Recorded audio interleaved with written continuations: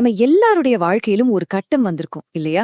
ஒரு உண்மையை சொல்லணும். ஆனா சொன்னா அது மத்தவங்கள காயப்படுத்தும்னு நமக்கு நல்லாவே தெரியும். அந்த மாதிரி ஒரு சூழ்நிலையில என்ன பண்றது? வாங்க, அத பத்தி தான் இன்னைக்கு நம்ம ஆழமா பார்க்க போறோம். கொஞ்சம் யோசிச்சு பாருங்களேன். உங்க நண்பர் ஒரு புது ஹேர் ஸ்டைல் பண்ணிருக்காரு. ஆனா அது அவருக்கு செட்டே ஆகல. இத எப்படி சொல்றது?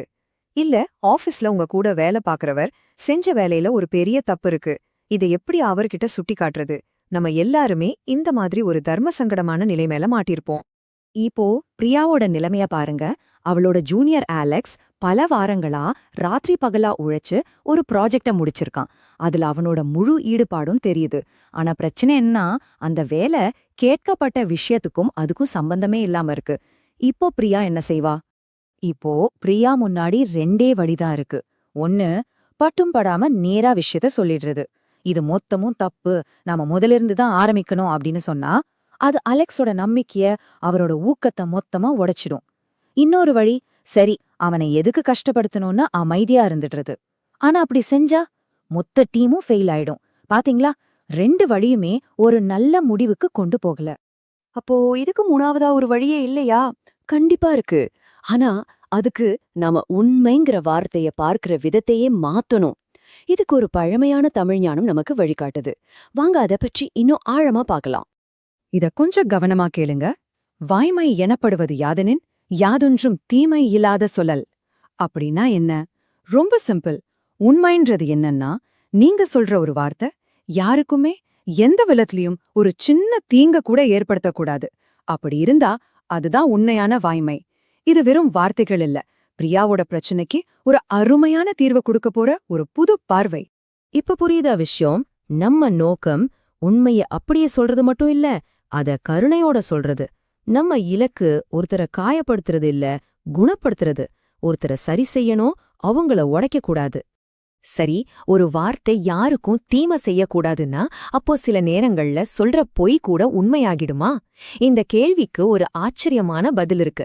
அததான் இந்த உரையாடலோட ரொம்பவும் சக்தி வாய்ந்த ஒரு கருத்து. ஒரு நிமிஷம், இந்த வரிய நல்லா உள்வாங்கிக்கோங்க. பொய்மையும் வாய்மை எடுத்த பொறை தீர்ந்த நன்மை பயக்கும் எனின். அட, என்ன இது? ஒரு பொய் எப்படி உண்மையாகும்? இங்கதான் விஷயமே இருக்கு. அதாவது ஒரு பொய், ஆனா அதுல எந்த ஒரு கெட்ட நோக்கமும் இல்ல, அது மத்தவங்களுக்கு ஒரு குற்றமே இல்லாத நல்லத செய்யுதுன்னா அந்த பொய்யும் உண்மைக்கு சமமான இடத்த பிடிக்கும்னு சொல்லுது. இதுதான் இந்த முழு உரையாடலோட ஒரு டேர்னிங் பாயிண்ட். இங்கதான் நாம ரொம்ப கவனமா இருக்கணும். இது கெட்ட எண்ணத்தோட ஏமாத்துறதுக்கும் ஒரு நல்ல விளைவுக்காக கருணையா பேசுறதுக்கும் நடுவுல இருக்கிற வித்தியாசத்தை பத்தினது. நம்ம நோக்கம் குற்றமில்லாததா இருக்கும்போது நம்ம சொல்ற விதமும் உண்மையாவே கருதப்படுது. சரி, இப்போ இந்த ஆழமான தத்துவத்தை பிரியா எப்படி நடைமுறையில பயன்படுத்துறான்னு பார்க்கலாம் வாங்க. இது வெறும் தியரி மட்டும் இல்ல, இது ஒரு செயல்முறை. பிரியா உடனே விஷயத்துக்கு வரல. முதல்ல அலெக்ஸோட உழைப்ப பாராட்டுறா. அலெக்ஸ், இந்த ப்ராஜெக்ட்ல நீங்க எவ்வளவு ஹார்ட் ஒர்க் பண்ணிருக்கீங்கன்னு நல்லா தெரியுது. உங்க டெடிகேஷன் சூப்பர் அப்படின்னு சொல்றா. அடுத்ததா ரெண்டு பேரோட பொதுவான இலக்க ஞாபகப்படுத்துறா. நாம ரெண்டு பேருமே இந்த ப்ராஜெக்ட் ஜெயிக்கணும் தானே நினைக்கிறோம் இல்லையா அப்படின்னு கேக்குறா. கடைசியா ஃபீட்பேக்க ரொம்ப கன்ஸ்ட்ரக்டிவா சொல்றா. அந்த வெற்றியை அடையறதுக்கு நாம இந்த வேலைய ஒரு புது ஆங்கிள் அப்ரோச் பண்ணா எப்படி இருக்கும், அது நம்மள கோலுக்கு இன்னும் பக்கத்துல கொண்டு போகணும்னு நான் நினைக்கிறேன் அப்படின்னு முடிக்கிறா. இங்க பாருங்க, ரிசல்ட் எவ்ளோ சூப்பரா இருக்குன்னு. அலெக்ஸ் காயப்படல, அதுக்கு பதிலா இன்னும் ஊக்கத்தோட பிரியா கூட சேர்ந்து இன்னும் பெட்டரா வேலை செய்றான்.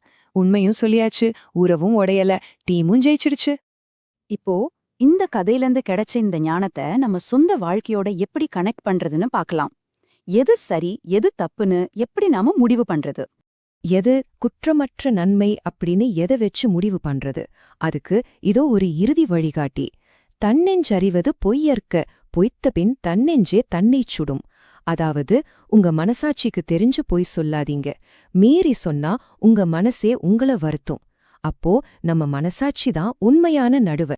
ஆஹா, இது மொத்தமும் ஒரு பேலன்ஸ் பத்தினதுதான்.